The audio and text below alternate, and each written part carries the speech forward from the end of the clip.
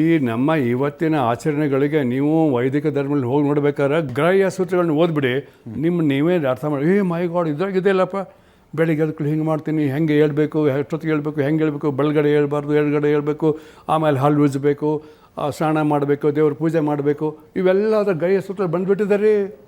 ಅದನ್ನು ಮನುಸ್ಮೃತಿಯಲ್ಲೇ ಬರ್ತದೆ ಕೆಲವು ಕಡೆ, ಅದು ಗ್ರಾಹ್ಯ ಸೂತ್ರಗಳು ಭಾಳ ಮೂಲ. ನೀವು ಹಾಗ್ಬಿಟ್ರೆ ಮನುಸ್ಮೃತಿಯಲ್ಲಿ ಏನು ಹೇಳ್ತದೆ? ಮನುಸ್ಮೃತಿಯಲ್ಲಿ ನೀವು ಹೇಳಿದ್ರಲ್ಲ, ನಿಮ್ಮ ಪ್ರತಿಯೊಂದು ಆಚರಣೆಗೆ ಅಲ್ಲಿ ಆಧಾರ ಇದೆ ರೀ. ಮನುಸ್ಮೃತಿ ಮನುಷ್ಯ ಒಂದೇ ಅಲ್ಲ, ಇನ್ನೂ 17 ಸ್ಮೃತಿಗಳಿದೆಯಲ್ಲ. ಯಾಜ್ಞವಲ್ಕ್ಯ ಸ್ಮೃತಿ ತೊಗೊಳ್ಳಿ, ಪರಾಶರ ಸ್ಮೃತಿ ತೊಗೊಳ್ಳಿ, ನಾನು 7 ಸ್ಮೃತಿಗಳನ್ನು ಓದಿದ್ದೀನಿ. ಓಕೆ, ಅದರಲ್ಲೆಲ್ಲ ಹಿಂಗೆ ಹೇಳ್ತಲ್ಲ. ಏನಂದರೆ ನೀವು ಹೇಳಿದ್ದು ನಮ್ಮ ಆಚರಣೆಗೆ ಬೇರೆ ನಂಬಿಕೆ ಕಣ್ಮದಿಲ್ಲ ಅಂತಲ್ಲ, ಪ್ರತಿಯೊಂದು ಧರ್ಮದಲ್ಲಿ ಇದೆ. ನಾನು ಮನುಸ್ಮೃತಿಯನ್ನು ಒಪ್ಪುವುದಿಲ್ಲ ಅಂತ ಹೇಳೋನು ಹಿಂದೂ ಹೌದಾ ಅಲ್ವಾ? ಮನುಸ್ಮೃತಿ ಒಪ್ಪೋದಿಲ್ಲ, ವೈಯಕ್ತಿಕ ಬಿಟ್ಬಿಡಿ. ವೈಯಕ್ತಿಕ ಬಿಡೋದಲ್ಲ. ಜಾಮದಾರ್ ಸರ್, ಒಂದು ನಿಮಿಷ. ಕುರಾನನ್ನು ಒಪ್ಪೋದಿಲ್ಲ, ಬಟ್ ನಾನು ಮುಸ್ಲಿಂ ಅಂತ ಹೇಳೋನು. ಸಾರಿ, ಹರ್ಡ್ ಇಟ್ ಪುರಾಣ. ಇಲ್ಲ ಸಾರಿ ಸರ್, ಕುರಾನನ್ನು ಒಪ್ಪುವುದಿಲ್ಲ, ಪೈಗಂಬರರು ಒಪ್ಪುವುದಿಲ್ಲ ಅಂತ ಹೇಳೋನು ಮುಸ್ಲಿಂ ಆಗಕ್ಕೆ ಸಾಧ್ಯ ಇಲ್ಲ. ಅವನು ಬೇಸ್ ಕೊಲ್ಯಾಪ್ಸ್ ಅಲ್ಲಿಗೆ.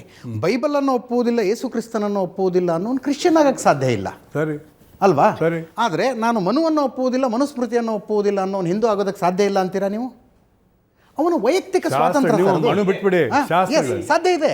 ಅವನ ವೈಯಕ್ತಿಕ ಸ್ವಾತಂತ್ರ್ಯ ಅದು, ಅವನ ವೈಯಕ್ತಿಕ ಸ್ವಾತಂತ್ರ್ಯ ಅದು. ನೋಡಿ, ಆ ಸ್ವಾತಂತ್ರ್ಯ ಯಾಕಿದೆ ಅಂದರೆ, ನೀವು ಸುಪ್ರೀಂ ಕೋರ್ಟ್ ಜಜ್ಮೆಂಟ್ ಓದಿ.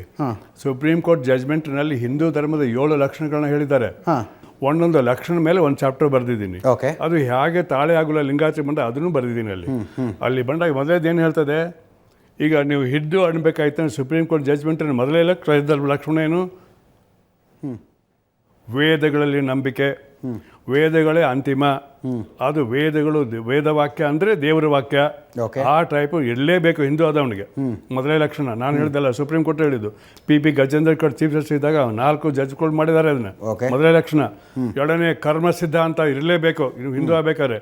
ಸುಪ್ರೀಂ ಕೋರ್ಟ್ ಜಜ್ಮೆಂಟ್ ನಾ ಹೇಳ್ತಾ ಇದ್ದೇನೆ, ನನ್ನ ವಾಕ್ಯ ಅಲ್ಲ, ಅದು ನನ್ನ ಅಭಿಪ್ರಾಯನೂ ಅಲ್ಲ.